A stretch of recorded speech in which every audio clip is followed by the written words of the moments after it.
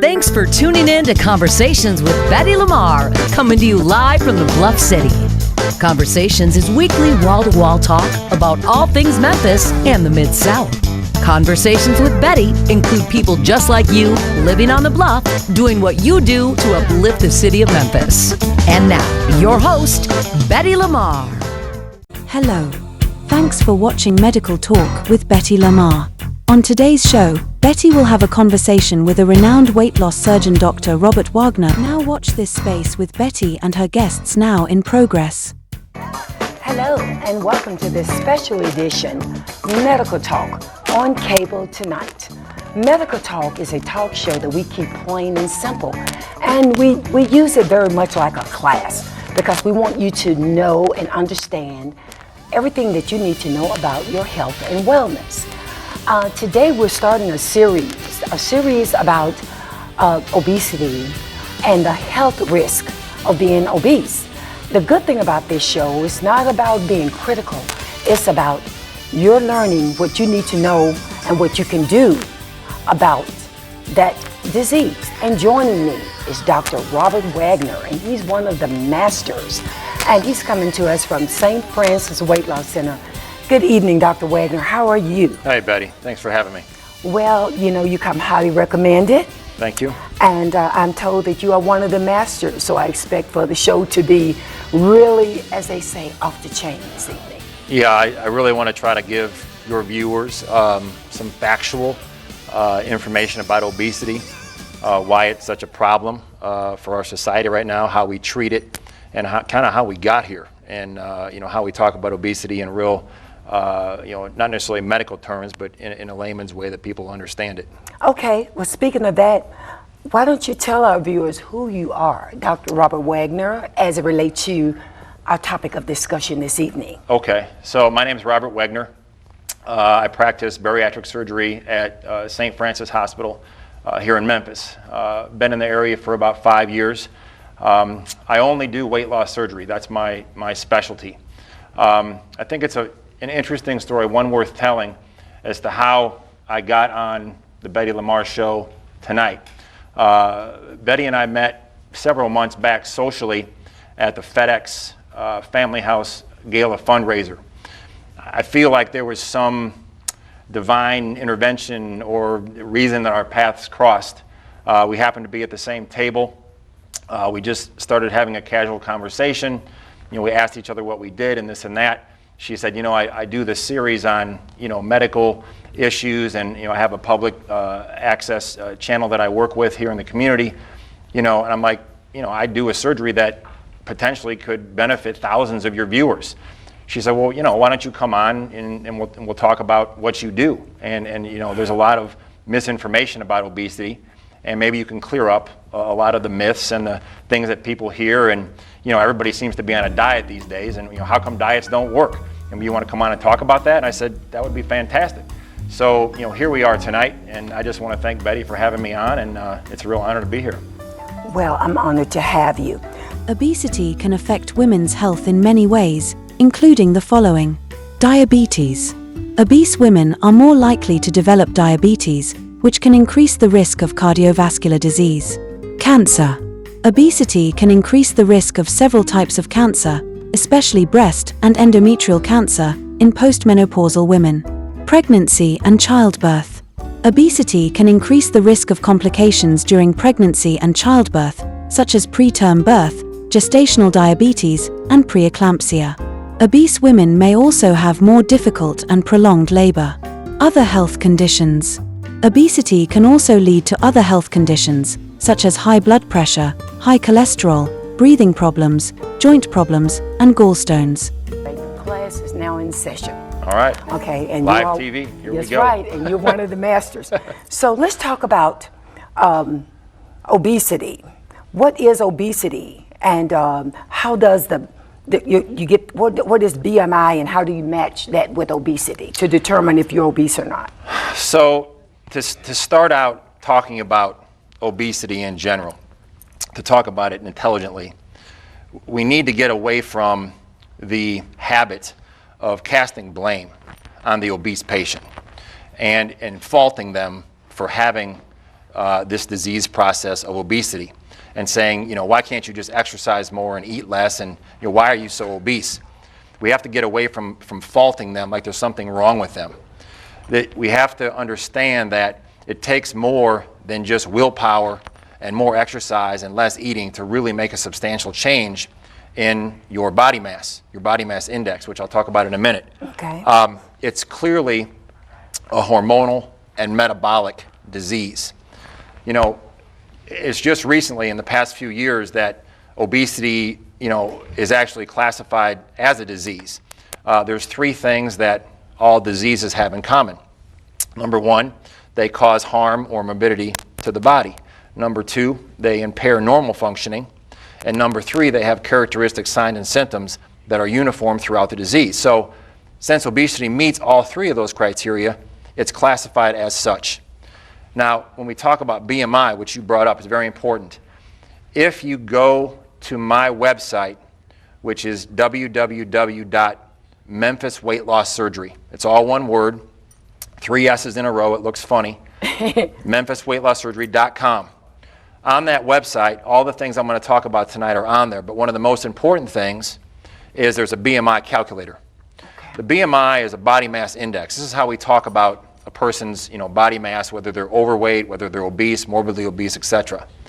The BMI is a calculation of your height and your weight. It's a kind of a mathematical formula. You can also go to your computer, go to any website, type in BMI calculator, or your iPhone or your Droid all have these apps for just BMI calculator.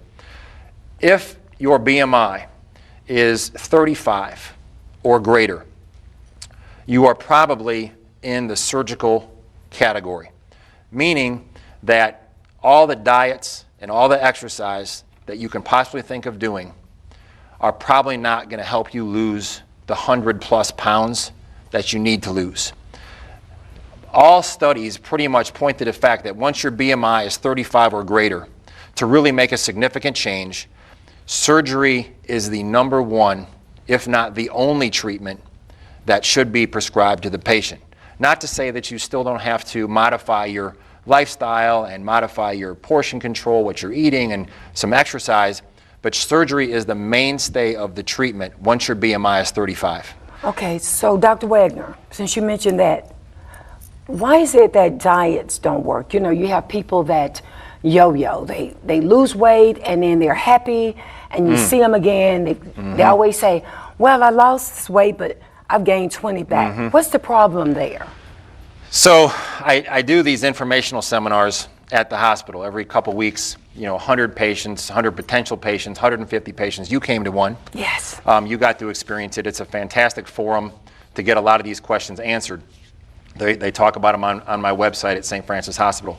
But essentially, almost every patient that I operate on or treat has been on a diet.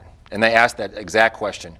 I've been on the Ornish diet, the Atkins diet, the Zone diet, the South Beach diet, the Grapefruit diet. They've been on Weight Watchers. They've been on Jenny Craig. And we're talking about thousands of dollars and hundreds of hours spent dieting and on these food programs and all these reading these books and these manuals and all these crazy workouts. The problem is when you go on a diet, and if your BMI is over 35, there's an inherent setup for you to fail. The volunteer state found itself ranked in the study's top 10 most overweight and obese states.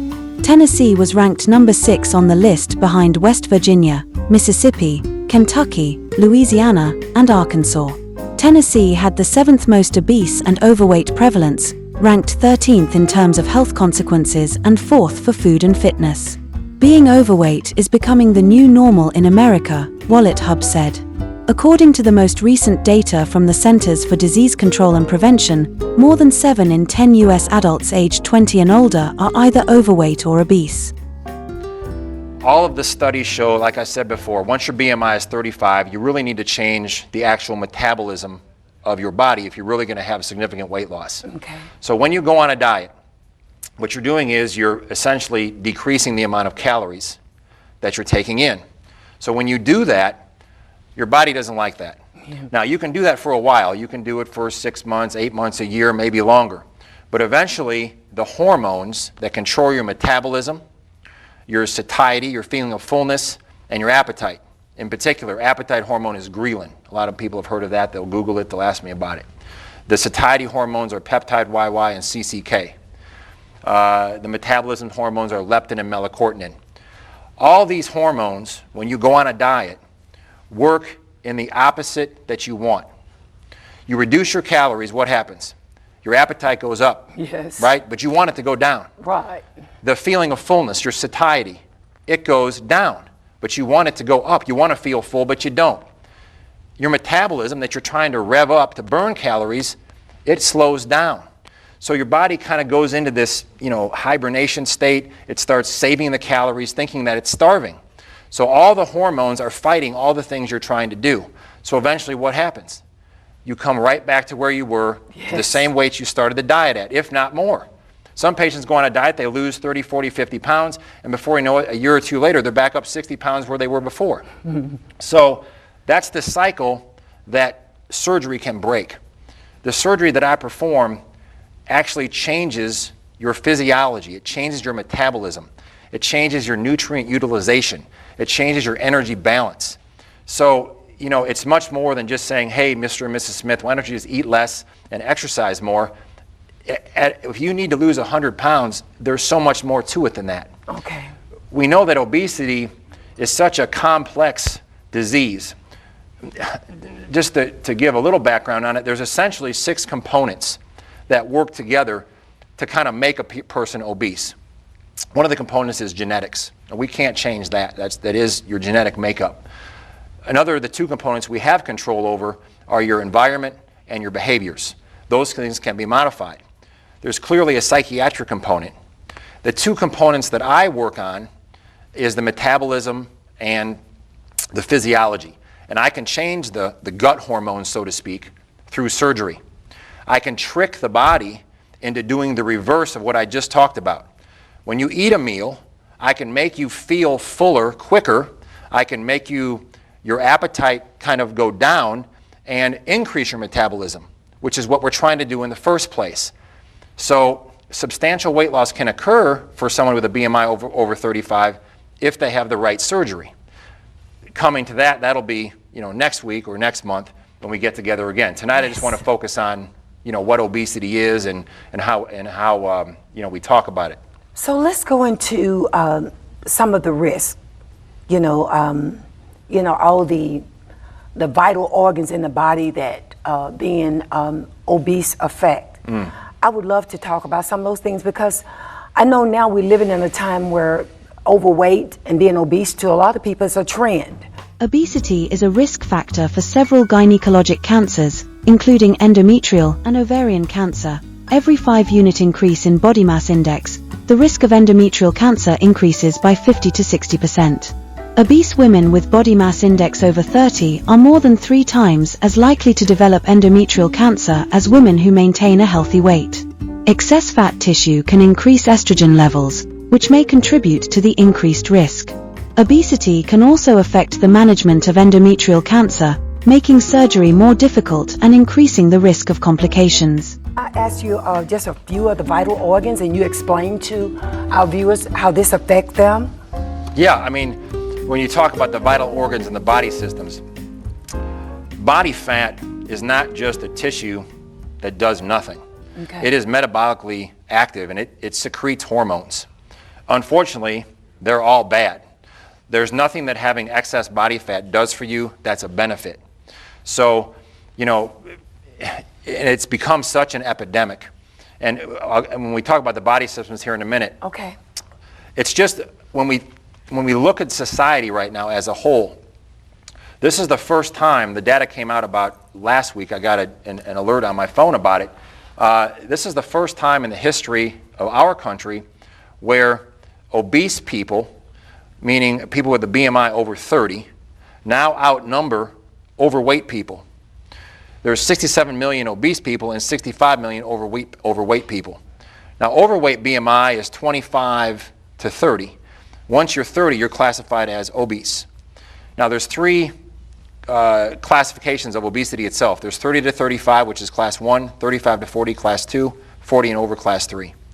Surgical candidates are 2 and 3. But over a third of this country at this point has a BMI over 30. It's just amazing how in the last 20 years we've gone from, obesity not really being a problem, and now it is the major contributor probably to preventable, health diseases and health risks. And even in the childhood, age category, we've got, kids that are 18 years old on, injectable insulin and high blood pressure medication, which comes to the body systems. What does body fat affect? It affects everything. It affects every organ system, every body system in your body. Just going down the list, it can cause depression. It can cause strokes. It can cause, in your chest, you've got sleep apnea. Your pulmonary function tests are abnormal. It causes, increased blood pressure, hypertension, atherosclerosis, heart failure. Going into the abdomen, you can get all forms of cancer in your liver, in your esophagus, your pancreas, your kidneys, your colon. It causes acid reflux, very common. Moving down, it causes degenerative joint disease, arthritis. It causes, people to have their knees and their hips fail. They need joint replacement. Causes gout, causes skin manifestations, venous stasis disease. I mean, the list goes on and on. Gallstones, pancreatitis. In 2007, there were 84,000 cases of new cancer diagnosed. Of the 84,000, 4% in women and 7% in men, the only cause of the cancer was obesity. Now that's 2007. Imagine what it is today. Now this data is always changing. It's always retrospective, so we have to wait for the new data to come out. Right. But we know that obesity, beside the things we see immediately, like the joints hurting and I don't breathe so well and I have type 2 diabetes and things like that, it is directly linked to multiple forms of cancer, and women especially. Ovarian, uterine, and breast, very directly linked to having a high BMI. We know that as the BMI goes up, those chances of cancer go up. So again, every body system is affected. And another one of the key ones that we see the most of, I would say, is probably type 2 diabetes. If they're not type 2 diabetic, usually they're almost what they call insulin resistant. They're starting on some type of medication to control their blood sugars. The surgery I perform, you've got an 80% chance of curing that. I mean, who wouldn't want that? You've got to lose 100 pounds, you're type 2 diabetic, you've got high blood pressure and sleep apnea. What are you waiting for? I don't understand. Patients come in, Dr. Wegner, I've been thinking about this for years and I'm just not sure if I'm ready. And I said, well, do you have any medical problems? Oh, yeah, I've got type 2 diabetes and high blood pressure. I use a CPAP for sleep apnea. I've got gout. My back hurts. I need a knee replacement. I need to lose about 150 pounds. Do you think I should have the surgery? I'm like, come on. I mean, let's go. What are you waiting? This is going to save your life. Life is not just about how long you live, but it's the quality of life. And do you want to play with your grandkids? Do you want to, sit in a stadium seat, go on a roller coaster, play with your dog out in the backyard, whatever. You gotta get these medical problems and this weight under control. And surgery is really, at this point, what people need to do that. Okay, and let's compare the effects, the negative effects to obesity with cigarettes, because we all know that cigarettes are like way up there as far as causing side effects. So let's compare those two. So, cigarette smoking absolutely is still a problem in this country. Not that, all obese people smoke, but if you're obese and smoke, it's like a double whammy, it's double bad. Okay. So I'll have patients that want to have the surgery and they're smokers also. From the get-go, I'll tell a patient right off the bat, you cannot smoke and get bariatric surgery. They don't go together. It's like oil and water. They don't mix. And so, I had in the seminar, last time, a patient said, well, Dr. Wegner, I know that smoking is bad for me, but why can't I smoke? And I said, now let's just break that question down a little bit. Smoking is bad for you. It causes a whole host of problems to your body, but especially in bariatric patients. Your pouch and your stomach are very sensitive to blood flow. Nicotine restricts blood flow and causes ulcers. Ulcers can perforate, and you can die from that. So smoking and bariatric surgery do not go together at all. But people shouldn't smoke, period, but especially for bariatric patients, overweight patients, obese patients, it's an out. Okay, what about alcohol? How does that come into play? Now, alcohol, I will say is not good in general. It should not be consumed in excess. Once in a while after surgery may be okay, special occasions, but you have to remember your metabolism is completely different how you process the alcohol you put into your body. What you used to be able to drink before surgery, now, one glass of wine or one mixed drink may, make you legally intoxicated. So I tell patients, I really think you should not drink, but if you have the need to drink, on Christmas or your birthday to have a glass of wine with a meal or something, maybe that'll be okay. But for the most part, alcohol, as for the general population, is bad. I mean, it causes gastritis, it causes ulcers that can perforate and a lot of problems. It's essentially, toxic to anybody's body. There are certain things you need to understand about having bariatric surgery. And I'll get into it next week, that you have to make some lifestyle changes for this to work. You can't continue with the Scotch and waters, the 2 cigars, and the Subways and the Pizza Hut and the McDonald's and expect this surgery to help you. This is only a tool. I tell patients that, or I'll ask them, how did you hear about this surgery, or how did you, come to the seminar? They said, well, my primary care sent me, or I have a friend that had a gastric bypass, lost 100 pounds, now I want one. So I'm like, that's fantastic, and I like to hear that. The problem is that most of the time when patients go and see their doctor's telling them, Mr. and Mrs. Smith, you just need to exercise more, you need to eat less. They maybe give them a script for some phentermine or some Quisimia or Belvique or some kind of, so-called weight loss drug. Those are not going to do it for someone who needs to lose 100 pounds. Now, if your BMI is, 25 to 30, that's reasonable. You can do lifestyle changes and pharmacotherapy and things like that. But at a BMI of 35, your primary care physician should really be pointing you in the direction of a bariatric surgeon. Okay, well, again, if you're just tuning in, we are halfway through a wonderful show. As a matter of fact, we're doing a series of 2 shows as it relates to obesity. And on part 2, we will be talking about the actual surgery. And Dr. Wegner will be joining me again. So if you're enjoying him now, you're going to enjoy him on the next show, because we're going to get into the various surgeries. Tune in on Fridays at 9:30 p.m. on Xfinity Cable Channel 17 for Medical Talk with Betty LaMarr and Laura Scott. Medical Talk is exciting and informative, featuring top doctors, medical professionals, and inspirational patient testimonials. Now, back to Medical Talk already in progress. They want the patient to be taken care of safely and effectively as well, and you just take an empathetic approach to it and have a rational conversation with them and Okay. They can be rational. Yeah. Yeah. And if you will, just for our audience, let's talk about, not like we're going to talk about on the next show, but the surgeries that you perform. Okay. So, a little appetizer, so to speak. Little appetizer. Next week will be the main course. Yes. On the actual surgeries, how I perform them, pre-op and post-op and all the technical details.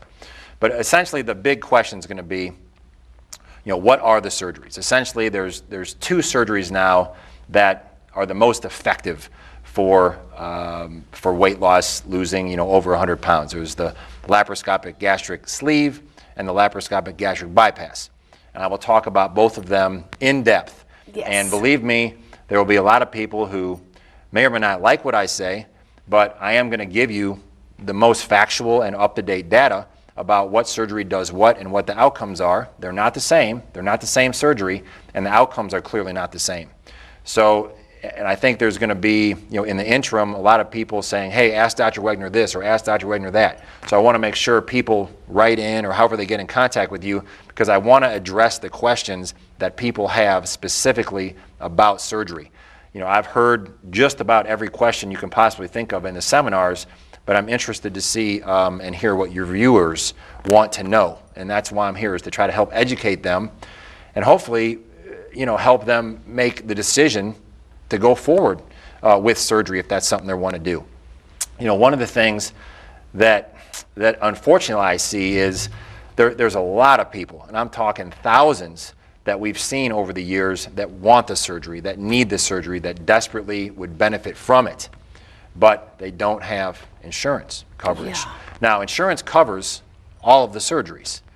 The problem is that the plan that they picked at work or their employer hasn't checked off the box for bariatric benefits. So even though their insurance may cover it, their plan doesn't cover it. There's particular insurance. So, that's what I want to get across to patients. When you're choosing your insurance, make sure you get the one with the bariatric plan. And if you've got the one with the bariatric plan, think very seriously about having the surgery, because next year you may not have the benefit. So if you have the benefit and you need the surgery, I tell patients, don't wait. So many patients tell me, Dr. Wegner, I just wish I would have done this 5 years ago. Mm-hmm. I wish I would have done this 10 years ago. It changed my life. I get Christmas cards and I get letters and I get phone calls about patients all the time sending me pictures of their family. They're on vacation. They're at the beach for the first time in 10 years saying, I just wish I would have done this so much sooner. It's been fantastic, and that's rewarding for me, obviously. But I'm just happy for the patient that they've been able to change their life. Okay, well, I have a question for you. I'm sitting here and you look, like perfectly healthy. Obviously, you're not obese. Mm-hmm. So what was how did that passion? Well, my background, personally, I've always been involved in the physical fitness industry. I owned a Gold's Gym in Chicago, and I was a personal trainer.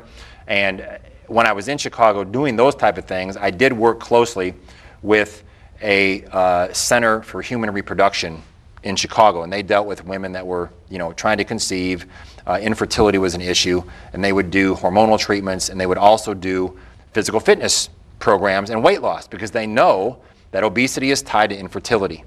So I started working with obese patients in that setting, even in the gym business. So when I went back to medical school and did my training and knew I wanted to be a surgeon, I did this later in life, I was always interested in nutrition, physical fitness, and working with these overweight women for fertility, and then their husbands would come work with me also because they were interested in it. It's usually like if one of the spouses does it, the other one wants to do it because it's so fantastic health-wise. I always had that interest. So when I looked at surgery and what type of surgery I wanted to practice, this is one surgery where you can affect every single part of the patient's body and make them healthier globally. I can cure their diabetes, their high blood pressure, their sleep apnea, their gout, their asthma, their migraines, so many things with just one procedure. And I can't think of any other procedure that does so much for the body. So that's what drew me into bariatrics and into practicing, this type of surgery. And then, Memphis, this area, the Mid-South, is, one of the hot spots, I would say, for obesity. If you look at a map of the country, the majority of, the obesity is right here in the Mid-South. Looking at these three states in particular, Arkansas, Mississippi, and Tennessee. Memphis barbecue. Right here in the corner, Memphis barbecue. It's definitely lifestyle. It's definitely food choices. We need to address those things. So I came to an area of the country where I felt I could do the most good. And, St. Francis is a fantastic hospital. I am so lucky. The team that I work with at St. Francis is phenomenal. They've been doing this for, over 10 years. We've had a 10-year reunion with all of our patients. We did a fashion show. We do things with the patients. If you go to the website, a lot of the things I'm talking about tonight are on there. There's testimonials from patients.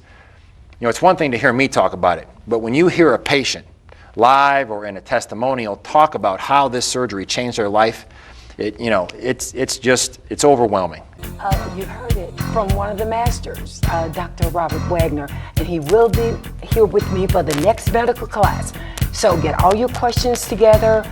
If you think tonight was amazing, you just wait until he get down into the surgery. This is going to be really good because this is all about your health and wellness. This is about making you better. And as I always say, you are what you think you are. You are what you think you are. Thanks for listening to Conversations with Betty LaMarr. Subscribe to our YouTube channel, Betty LaMarr Memphis. We'll talk to you next week on Conversations with Betty LaMarr.